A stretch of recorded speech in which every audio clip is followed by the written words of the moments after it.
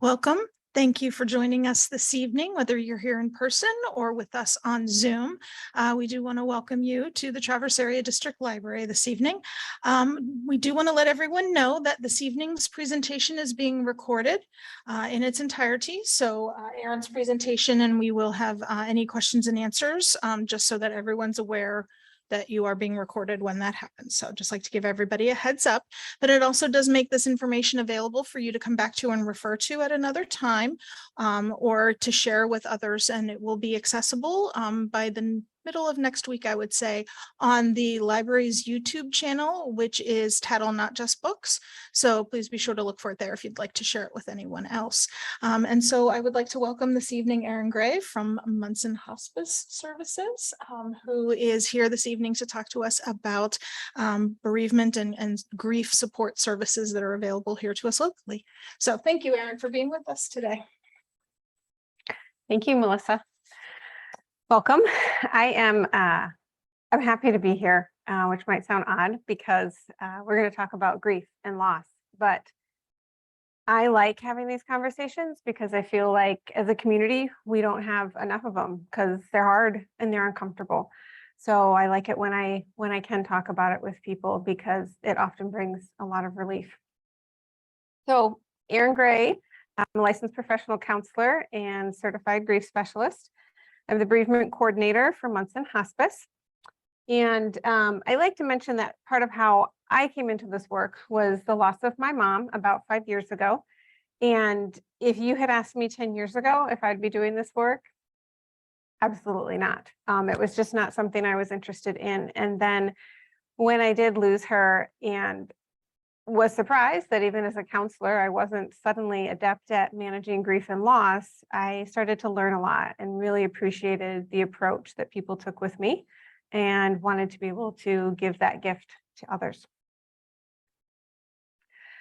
So 3 kind of main things we're going to cover today.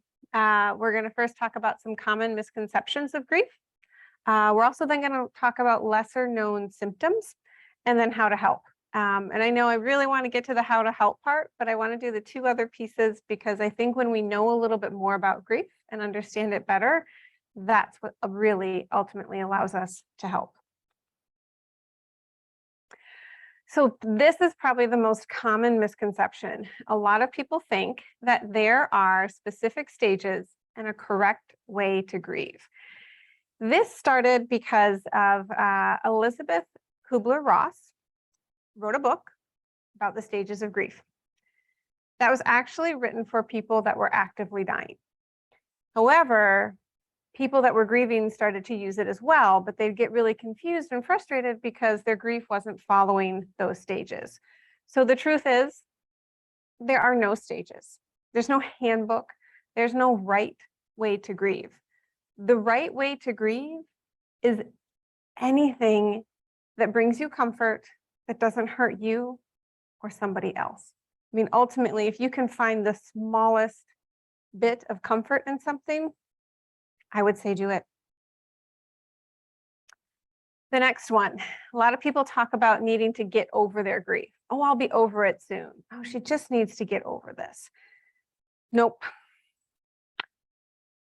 What we actually talk about in the grieving community is instead acceptance. Accepting that grief becomes a part of our life and that we grieve because we loved. And we actually can choose to grieve forever if that's part of how we continue to love.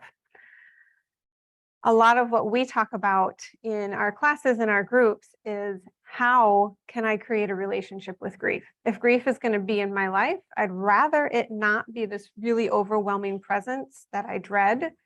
But instead, how can it be something that at times might actually bring me some comfort and be a beautiful thing? Last one, that tears are a sign of weakness.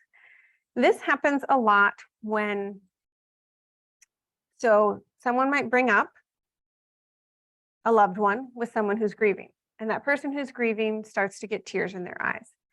The person that's brought it up immediately says, I'm sorry, I shouldn't have brought it up. Or Sometimes if it's months later and you see someone that's grieving and they have tears in their eyes, you think, oh my gosh, they're still, oh, wow, they're in a rough place still.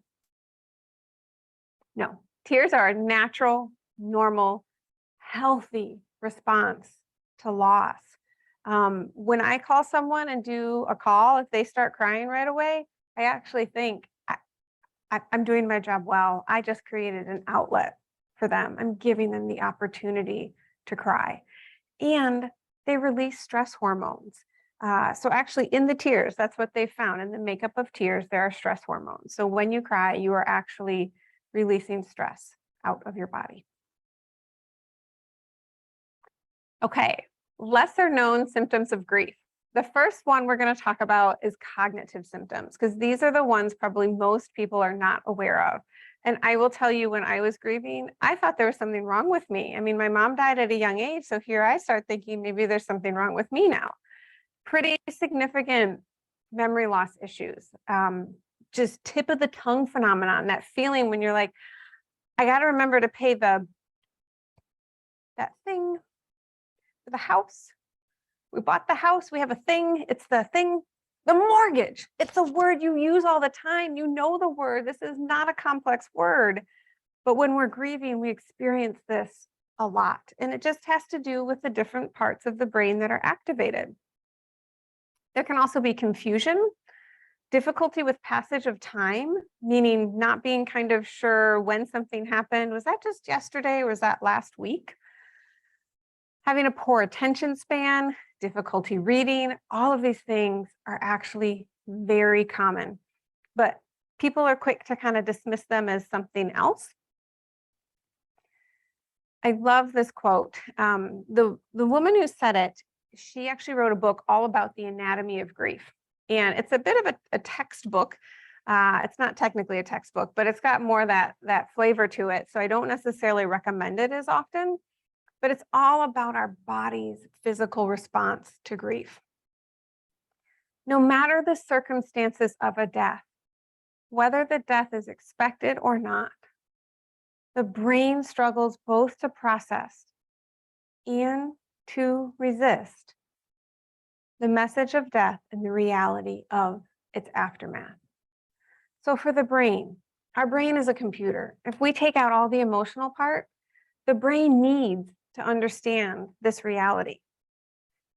However, it also doesn't want to, because accepting this reality as part of its new system is a tremendous amount of work.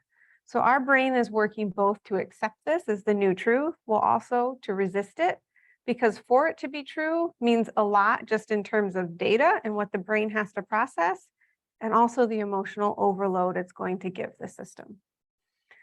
So this is not, again, even thinking about the emotions, this is just what's going on in our brain. Physical symptoms. So these are things like insomnia, exhaustion. You can see blood pressure, heart rate, respiration changes, issues with the immune system. You're getting sick a lot. I will say I did an experience with one family member. He found he didn't get sick for like 2 years after the loss.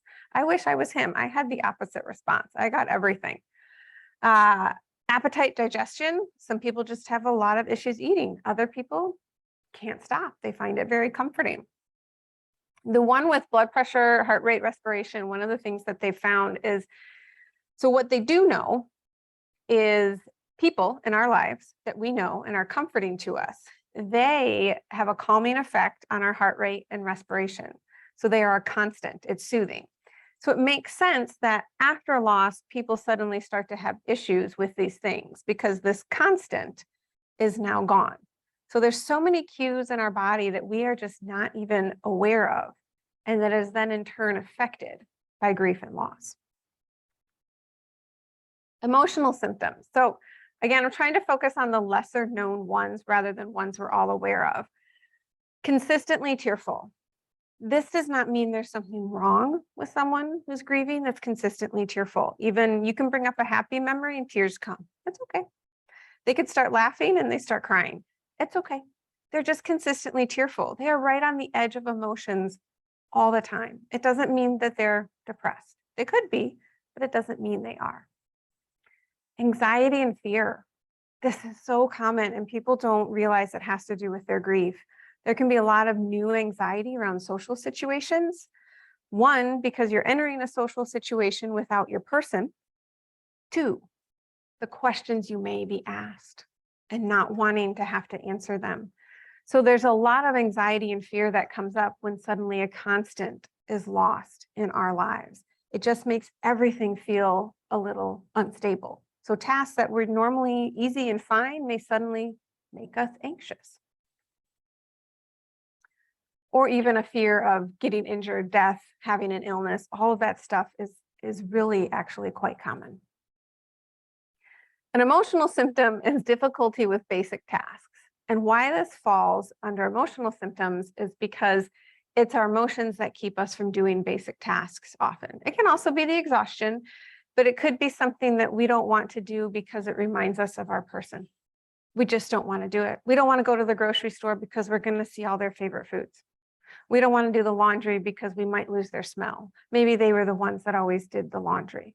There's just simple things we don't want to do. We don't want to eat as a family because the place at the table is there. So it seems sometimes like a really simple task to people on the outside, but for the person grieving, to do that task would take monumental effort, and it might just not be worth it for them in that moment. It can last for days, weeks, years. Again, that doesn't mean there's anything wrong with the person. It's part of just how they choose to grieve. Loneliness. This is a loneliness that goes beyond, I'm lonely because the other person's not here in my home, in my life. This is a loneliness that has more to do with the unique relationship that each of us has with individuals, and that our grief is as unique as that relationship. So you can have siblings. This happened with my siblings. They all lose a parent. Their relationship is different with the parent, so their grief is different. You try to start talking about it with a sibling, with other people, and you find, why aren't they having the experience I'm having? You think your family's going to get it. They don't. And so slowly you feel like you almost start stepping away, like nobody actually gets it. And it becomes a very, very lonely experience when you realize no one can ever fully understand your grief and your experience besides the person you're grieving. There's something I talk about with a lot of my clients that it feels almost like a cruel injustice sometimes. You know, you can lose your mom and still have a spouse, but you kind of say, but it's not my spouse I want to talk to right now. I want to talk to my mom about the loss of my mom. That's the person that would get it. And that's the person that's gone. Or you can lose a spouse and still have your mom, and it's the same thing. You think, but it's not my mom I want to talk to about this. She's not going to get it. My spouse is. And that's part of the loneliness. There is truly no one that can just fully get what this is like. Spiritual symptoms, it's kind of an interesting collection of symptoms, and I tried to group it as spiritual. An obvious one, anger at God, anger at religion, kind of this just why it doesn't make sense. The other thing is this real sense of a loss of purpose, a questioning. How do I live? I don't know how to live. And these are not, majority of the time, suicidal statements. These are, I don't literally know how to live. Like, what am I supposed to do? Because I had this future over here and included these people, and now I look there and it's white. I don't know what to do. I don't know how to take a step forward. I don't know what tomorrow looks like. And that's when people say things like, I don't know how to live. And in those moments, they don't need someone to go, oh my God, are you suicidal? What they need is someone to say, tell me more. And chances are, if you say that, you're going to find out, is there more going on here in that they want to hurt themselves? Or are they just feeling incredibly lost right now? The other thing is searching for meaning, looking for any type of meaning. why did this happen? What's going on? What's going to happen next? What did I do wrong? Kind of, I mean, similar to what, people used to talk about with bargaining. It's just this real search for how this could somehow all make sense. Okay, so that's our kind of background information, a little bit more about grief. And now we're going to get into the stuff that I'm excited to talk about. This is what I love talking about. I love having people be able to help other people.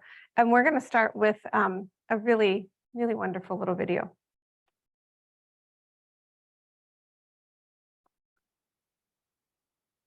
The world, all the pain we feel in our own lives.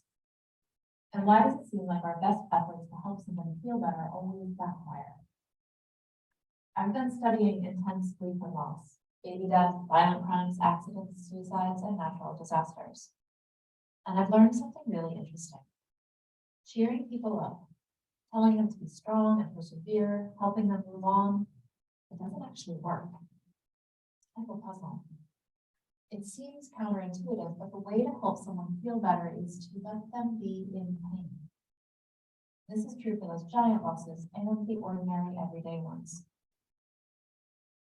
Educator Parker Palmer writes, the human soul doesn't want to be advised or fixed or saved. It simply wants to be witnessed exactly as it is. He's talking about acknowledgement here. Acknowledgement is this really amazing multi-tool. It makes things better even when they can't be made right. For example, somebody's struggling. Their baby died, or there's been a bad accident, or their mom got sick, and they're just sad. It's way more helpful to join them in their pain than it is to cheer them up. And here's what we tend to do instead. You have 2 other children, you need to find joy in them. Or, you know what you need? You just need to go out dancing and shake it off. Or, I felt really sad once. Did you try acupuncture? We're not really sure what to do with someone's pain, so we do what we've been taught. We look on the bright side. We try to make people feel better. We give them advice. It's not like this is nefarious. I mean, we try to cheer people up because we think that's our job. We're not supposed to let people stay sad. The problem is, you can't heal somebody's pain by trying to take it away from them. Now, acknowledgement does something different.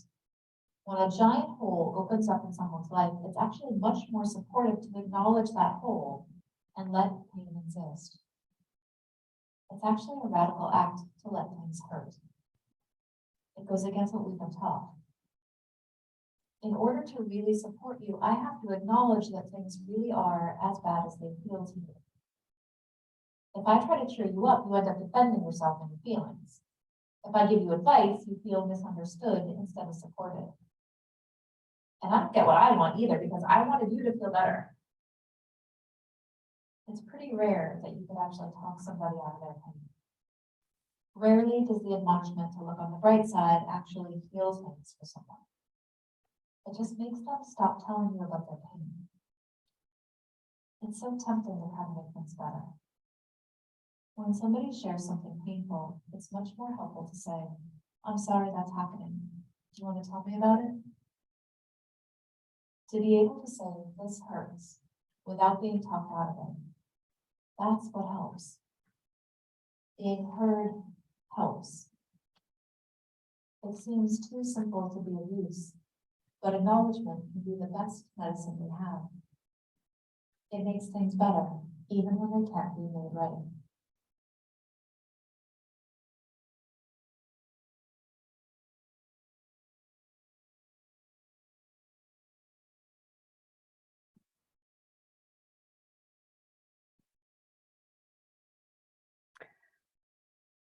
I love that video.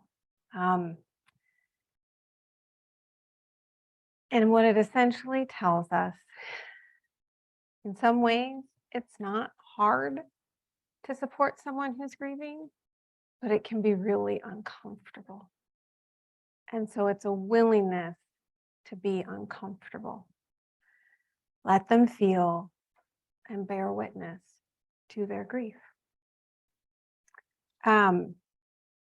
I have these QR codes in a few different spots, so that this is something you wanted to share with someone, you would be able to scan it and have that link.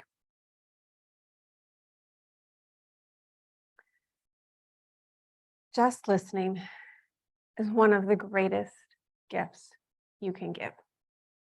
Just listen. Like the video talked about, no advice, no suggestions, no cheering up, no, one time when I felt, no changing it to a different conversation, just listen.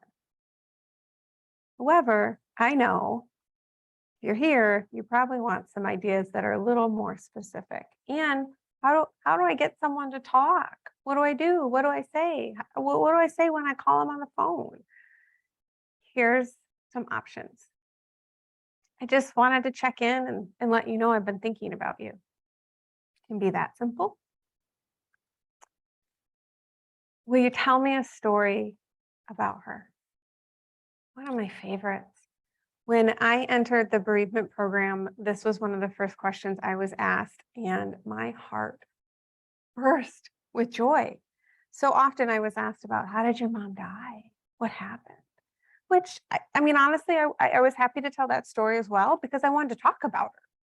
When we stop talking about someone who's died, the people that love them and miss them lose them a second time. Talk about them, say their names, say, I'll remember them, share a story you have. There's this one time we did this, and oh my gosh, share those memories, share those stories, talk about them. It's a beautiful thing. Sometimes we feel weird doing it, like, well, I shouldn't bring them up, and maybe they'll cry. Again, back to the beginning, it's okay if they cry. Maybe they needed to. You're actually giving them some stress relief. You can tell someone, I'm here to cry, laugh, watch a movie, whatever you want. This is super normalizing, because sometimes when people are grieving, they feel like, I don't think I can cry anymore. And now I feel weird because I actually want to feel something else, but I feel like I am still supposed to cry. What should I do? So offer to be normal with them. You can't be a sad, grieving person 24 hours a day. It's all still going to be there, but you also need to have other emotions. You just do. It's part of who we are. And oftentimes people talk about they have a really hard time watching movies and TV, particularly in the early stages of grief. But if you sit there with them on the couch, you're going to just feel better. The movie might just be background. It's okay. You can say things like, take all the time you need. Tell them it's okay to be selfish right now. And this one is really different than make sure you practice self-care. That kind of goes back to the advice giving. This is, it's okay to choose what's right for you, which might mean not answering a phone call, not doing certain things that people want you to do, and just saying, no, this is what I need right now. And then also, just to be really honest, if you're uncomfortable, you can say, I honestly don't know what to say, and I just want you to know I'm here, but I don't know what to do. Put that out there, be real. People appreciate that, because honestly, they don't know what to do either, and they might just say, me too. Okay, let's just hang out together and feel a little lost. And you might find some answers along the way. Some of my sister and I's like funny jokes we still have are from moments where we were just so lost in our grief. I offered her pickles or cucumbers from the garden, and then I ate chips. And she's like, why do you get chips and I have pickles? And this was like some weird thing we did, and we still laugh about it today. And it brought us to hysterics and laughter and tears, because we were in such an emotional state. And it was a silly thing. It wasn't really that funny, but it was to us in that moment. And it became something we still hold on to from a really sad time. Speak from your heart. Please slow down, speak from your heart. Avoid platitudes and cliches. They generally just don't resonate the way you're probably hoping they will. Try not to start anything with at least. It's very minimizing. well, at least you made it to your second trimester and got to have some nice ultrasound pictures. What? People will say things like that. Well, at least you have 2 other kids. What? No, it's so minimizing. It's just, I'm really sorry. This must be really sad. Just acknowledge it for what it is. Seems like an odd one. Try not to say, I can't imagine, because here's generally what happens. We're trying to empathize with someone. We start trying to imagine what it's like to be them and be in their shoes. And we start to back away from it because, oh my gosh, it does not look pleasant. And it looks like it's probably going to be super hard. And we don't want to imagine what it's like to live life without our spouse or without our parents or without one of our children. So we stop and we say, I can't imagine what this is like for you. The truth is, you can, you don't want to. So that's why I discourage people from saying you can't imagine. Again, just to say, this looks really hard. Acknowledge it for what it is. Another odd one, generally, it's this one, usually people that are maybe a little further along in their grief struggle with, they probably don't even hear it as much in the beginning, but you're so strong, I couldn't do this. So what I hear from people that are a few months down the road in a loss, they say, no, I don't feel strong. Inside, I feel weak. I feel like I'm falling apart. And I don't feel like I can do this either, but I have to. And so that's why this is just a general one. Try not to do the compliments and just the things like that, because chances are they don't feel strong. They don't feel good. They're showing you what they kind of have to on the outside, where in the inside, they really want to be seen. So if instead you said, my gosh, this looks like a lot. Are you exhausted? That helps that person be seen instead of just, oh, you look good. You look good. Oh, okay. You're okay. I don't have to worry about you anymore. That's a little bit of what you're so strong says to people. I didn't want to be strong. I remember this one a lot. Later, people tell me I'm so strong and I'm like, but I don't want to be anymore. It's really hard. I'm here if you need me. The reason I discourage this one is it essentially puts the hot potato back in the griever's basket. It is now up to them to reach out to you and let you know I need you. Where instead, I can come over Tuesday work. Great. Tell them when you're going to be there, what you're going to do. I made some food. Can I drop it off tomorrow? Be really directive with what you can offer versus the generic, just let me know. They're not going to let you know, probably, unless things get really bad. People do this one. Well, it could be worse. Generally, people don't want to hear that. They're in their worst. They don't want to start thinking about how worse it could be. You know what you got to do? If you were to just get out and do some exercise, again, generally not helpful. If you really want to give advice, I would try something that helped me. But again, even like the video showed, it's really trying to get someone out of their pain when the best thing we can do is join them. Time heals all wounds. It's not that bad, but again, it falls a bit flat. It's a bit of a cliche and people just kind of nod along. And what does it really give? It pretty much says, don't worry about how bad you feel right now, because maybe later you won't. But again, just join someone in their grief instead. Say, I'm here for as long as you need me, just in case it takes a while. All right, this is one of my favorites, and there's copies of it over there. So this is a lot of what we have already talked about, but it's in a quick little graphic. I love this one so much. So my job, I'm a bereavement coordinator. I talk to people about grief and loss every day. I run support groups. Sometimes I meet with families when they are actively losing someone. It's sad work. It's also, from my perspective, really beautiful work. I see a lot of love in my job. So I really do love what I do. The thing is, I can't show up to work some days and just be super bubbly and call someone and say, well, hi, how you doing? That's not going to help them. I've got to be a bit more measured. But if I've had a really good weekend, if I've been on vacation, I might be feeling really bubbly. This grounds me. This reminds me, show up, Aaron, listen, don't fix.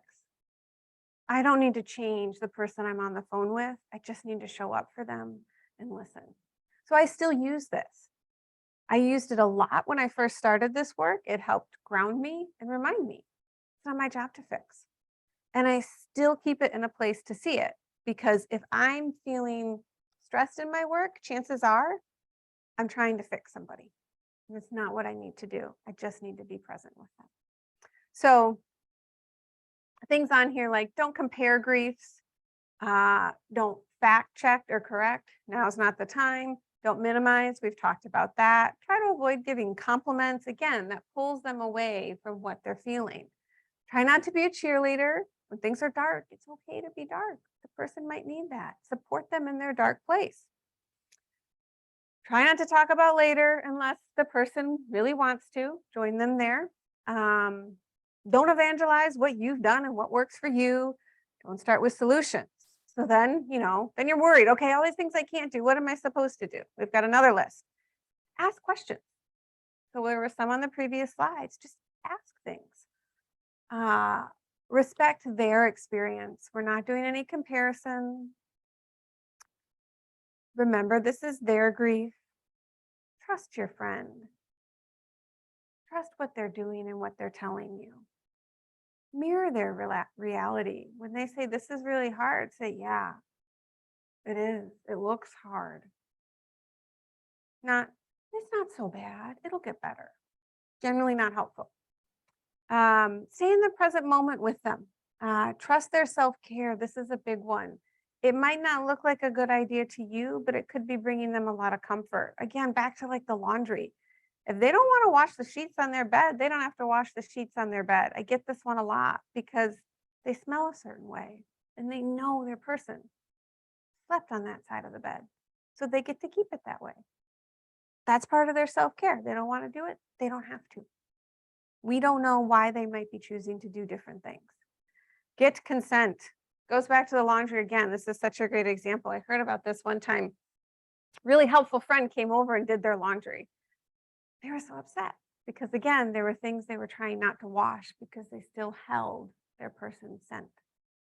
So get consent, show up, listen, don't fix. One of my favorites. And this is from Megan Devine. She kind of has this, what she calls a modern approach to grief and loss, meaning it's just this, it's about acknowledgement. Previous approaches to grief and loss, I say, were a bit more about the cheerleading and let's get through this. And now it's a bit more about, I'll join you. I'll join you with where you're at. So 2 more QR codes. She has a longer essay that kind of encompasses all this and goes into more detail. And then the other one is for the graphic. Okay, another favorite one. We've probably gone over a lot of these, but this is, again, a quick snapshot of them. Show up, walk beside someone. It's going to be a long journey. And these are things you can do. Remember big dates. Set a calendar reminder in your phone for birthdays, anniversaries, so that you can text them on those days or send a card or a care package. We've talked about really specific how you can help. Not let me know, but I can come over tomorrow. How's that work? Ask questions. And I love these. It says, how is today and what would feel comforting this morning? Those are great questions instead of how are you? When people are grieving, they get to a point they don't even know how to answer that question. They just don't know. I don't know. I've hit a point where I just don't know. They get overwhelmed. They don't know how to articulate it. These are a little more specific. I love parallel play. This is a great one. People sometimes just want to feel normal. Maybe they don't want to talk about the emotions. You can say, do you want to talk about it or you want to just do something? Go do something with them. Let them be a person. Acknowledge little dates. A Friday night is date night. Little dates, even like if someone's lost a child, acknowledge that it's the first day of school, that this might be a hard day. Maybe it's Mother's Day and it's not just Happy Mother's Day. It's a little sad too. Say their name. We talked about that. Let them be sad and be awkward. Just be yourself. Be real. Say, this is hard. I really want to keep showing up for you and it's just really worth it to keep messing it up. They'll tell you. Just be real and tell them you want to be real with them. Some things cannot be fixed. They can only be carried, and we can help them carry that load. Okay, and so now I have some additional local resources. This is part of what we do. This is all free, everything we do in our program for the community. We have monthly mailings that go out. A lot of people really like those because it's a way to process their grief in the privacy of their home. We have support groups. We also do classes. We have memorials. Anyone can get on that mailing list, and then you would be alerted about all those things. We generally don't put as much on the web, but we do a lot of it through the mail, and that's very intentional.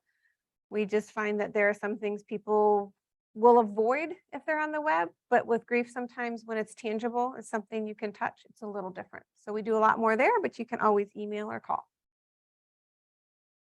Michael's Place is a wonderful local organization. Same thing, nonprofit bereavement center. So they offer support groups. It's a really peer-based support, which is so crucial. It helps with that loneliness piece. There's not one single person that can get your grief, but if you get enough people in a room, you can realize, hey, I feel pretty well supported with this group of people. They kind of get me. They do different support groups, events, programs, workshops. They do a lot of stuff with kids, and that's something that my program does less with. So they're great for kids. They have these Monday night groups that are, there's groups for both adults and kids at the same time. So if you have kids, you can show up and have your children go to one group and you go to the other. And all you need to do is call, go to the website, and schedule an informational visit, and they'll take it from there with you. Figure out what's best for you. These are two other just national websites. The Dougie Center is a fantastic resource. They have so many things on their website, like printable worksheets for kids. They're just excellent. I really like that. I use it a lot of great resources. They'll send you stuff. It's really great. Refuge and Grief is those two handouts, the video, they came from there. She's got some really excellent resources specifically on how to help a grieving friend. And then these are all books, which I have over there. So I just put them up here. I don't think we need to go through them all, but we certainly can if anyone has questions. I'd rather just move on to any questions, comments, discussions, any specific situations that you would wonder how to deal with them.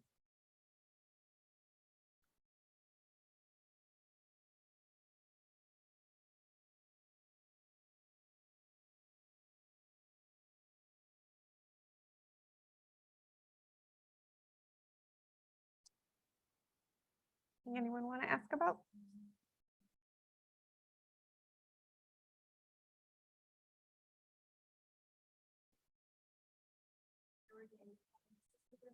Mm-hmm.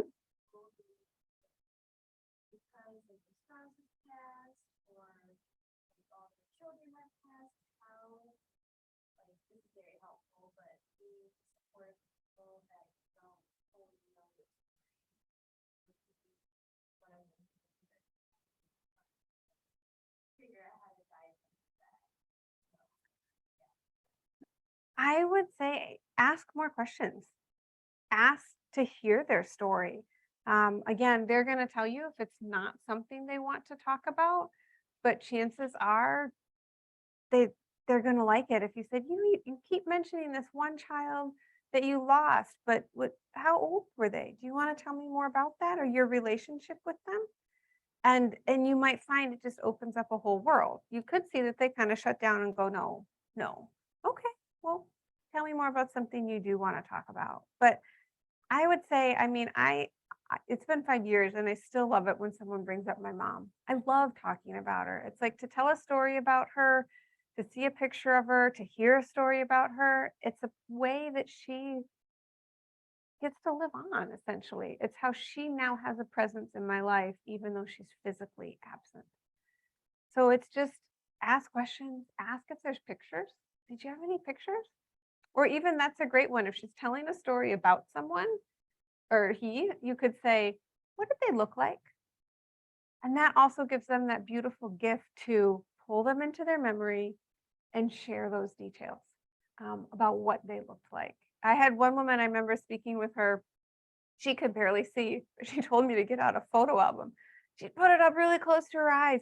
She goes, okay, I know what picture that is. Let me tell you about it. And then she'd tell me all about the picture.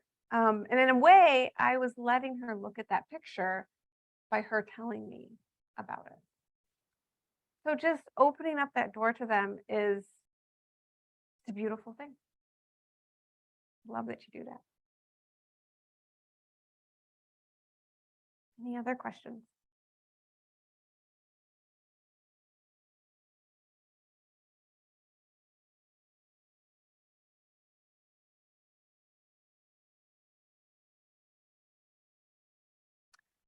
We can talk about some of the books. I have no problem doing that if folks are interested and wanting to know a little bit more about why certain books. Okay, so Bearing the Unbearable. This book, some people kind of don't like these types of book, but this is a book where there's a lot of different stories in it. The stories are short. And I find that even though, yes, they are sad stories, she does a really good job of bringing it back to a healing point, something that this person was able to get to in their healing process. So not a happy ending, because grief doesn't necessarily end in this like happy ending place. We try to avoid that. You know, you saw like the little bunny was kind of pooping rainbows, you know, we're trying not to do that. We're trying not to go, let's look at the silver lining. So that's not really what the book does in the stories, but they're more just how these people found comfort or healing, or finally found a way to express what was going on for them. She lost an infant child, the author. And so at first I thought it was going to be more focused on child loss, and it is not. It's a beautiful book. And again, really short chapters, which I liked because again, it's hard to get into something and really track, particularly when you're grieving, but also if it is a sad story, you don't necessarily want to read pages about it. She keeps it pretty brief. So it's easy to read one and then set it down. It's okay that you're not okay. So this is the author that I was talking about. This book is, again, kind of, I would say previous books, they would have a bit more of, let me hold your hand. This is hard. I know, I'm here for you. Kind of a bit more of a somber tone. Her book starts off with, this is as bad as you think it is. Let's walk into it together. And it's a real different approach. It's very matter of fact. It's not for everybody. She does swear occasionally, so some people don't like it. They get a little offended. I found it was like having a cup of coffee with a good friend because it was so casual in that way. It was like a conversation, which was really refreshing for me. The Young Hot Widows Club. This is also a website and an online community, and it's become really popular. So a little bit of it is, it tends to be, yes, younger widows, because it's the Young Hot Widows, but I think a lot of people have found value there. And same thing, it's a very kind of, this is real, this just happened, oh my gosh, approach. Grief Works. I think she's a therapist. I haven't read this one, but it was really highly recommended. I read the first few pages and it just had a very good tone to it. So I would recommend it. Understanding Your Grief. This is one that we use in a lot of our classes. This is a very educational book without being a textbook. So it does have a lot of the information like we talked about today. Common misconceptions. You know, 6 things a griever needs. Like it will kind of have little bullet lists like that and then talk through them and things like that. And then down here, I put this one pink because again, not everybody loves this one. I tend to try to share chapters with people. It's a bit more factual. It's all about the anatomy of grief, but really beautiful stuff. Like she talks about how animals grieve and the different grieving patterns of animals. Like one was turtles. This one turtle just kept coming back to the beach where he had lost his mate. And it was just really touching. I mean, for years, it was very clear in what he was doing that it was kind of this grieving process. Elephants are another one. It's very obvious when they're grieving.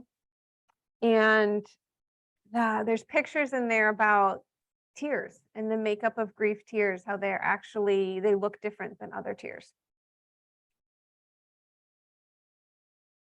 These are all different kids books.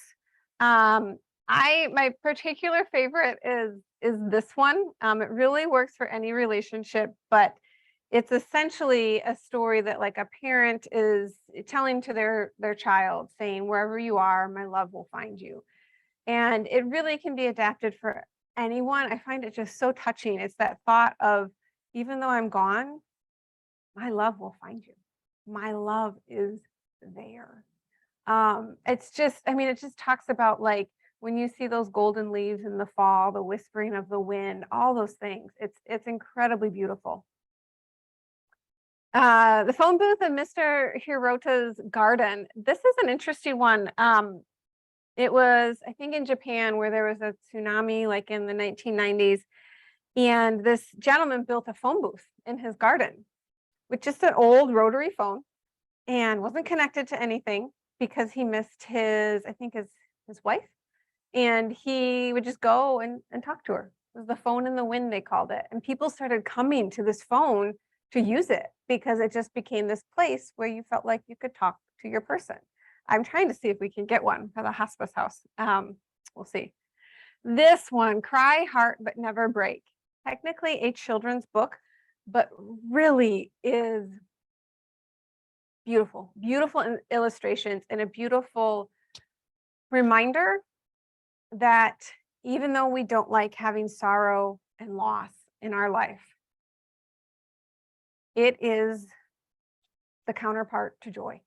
And it's that reminder that in having sorrow, it actually does allow us to appreciate the joy and the beauty that much more. You know, if all we had was joy, we actually wouldn't know what a privilege and a blessing it was. So they describe it so much better than I am right now. It's beautiful. It's a little shocking at first because the illustrations, it looks like the Grim Reaper. And I'm kind of like, I'm about to read this to a kid. Are you kidding me?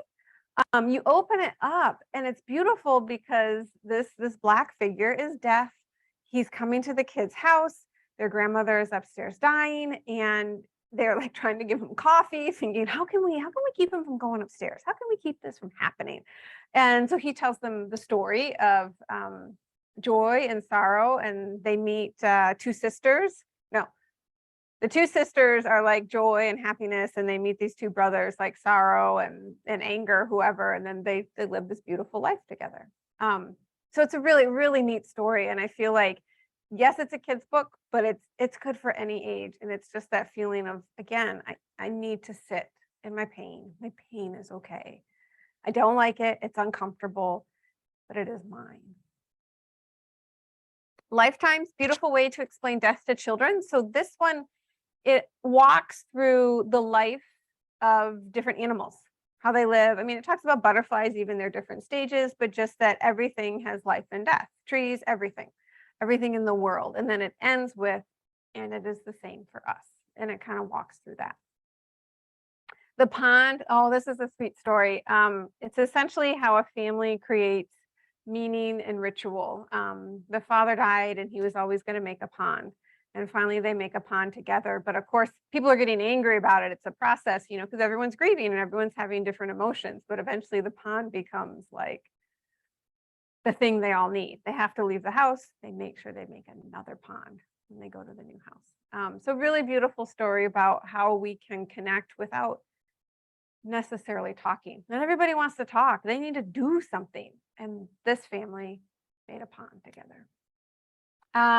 Boats for Papa. This is a cute one. A little boy keeps making boats and sending them out into the ocean to his papa to send little messages, and he writes them and tucks them inside, only to find out his mom has been, I guess some spoiler alert, but his mom's been keeping the boats because she likes him so much, and she misses dad too. So then he makes one for her. It's very sweet. But again, a reminder of we're all connected. Then I have two over here for pets and animals. Tales from Beyond the Paw Print. So this is stories. It's just little stories about our animal companions. And so it's a great one that you can read to kids. They're just sweet, kind of like Marley and Me type stories, but shorter. And then The Heaven of Animals, Nancy Tillman, just beautiful story about kind of like what our pets are doing up in heaven, that they have all the balls they want to chase and different things like that. But good options for kids.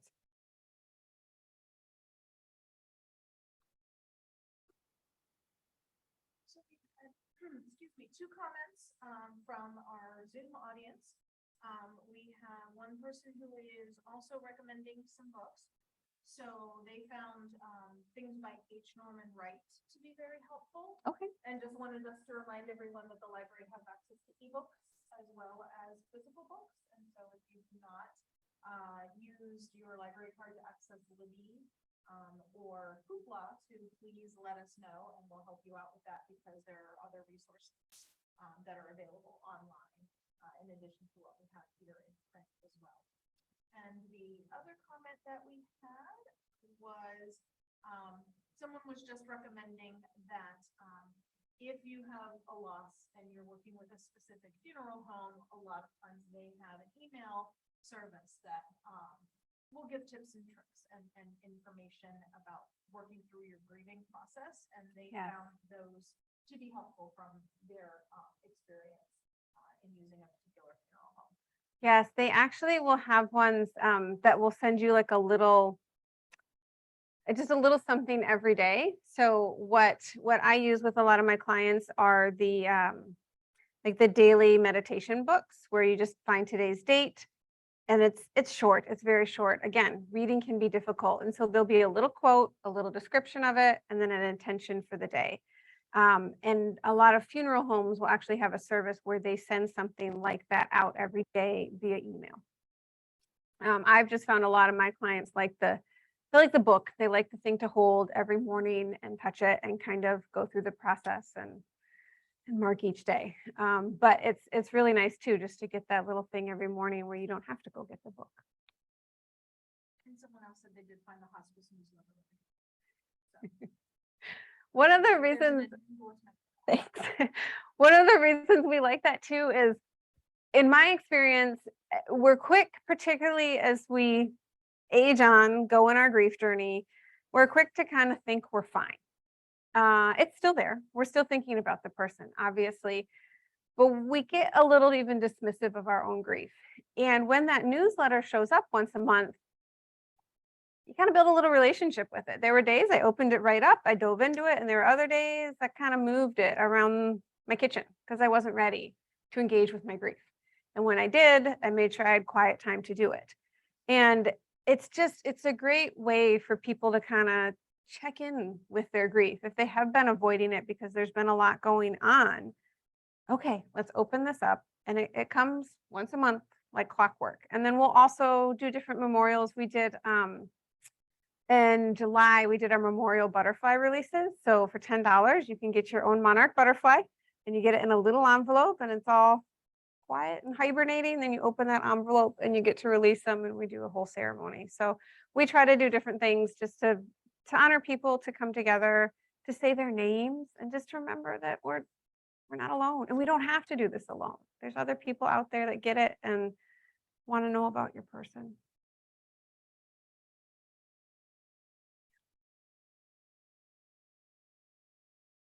Oh, that is everything that I have. Thank you so much for coming. Again, and then for the folks online, I strangely enough, I love talking about this because I just found that nobody talked to me about it as much as I needed it until I found the bereavement program. So talk to people, ask about their person, hear their stories.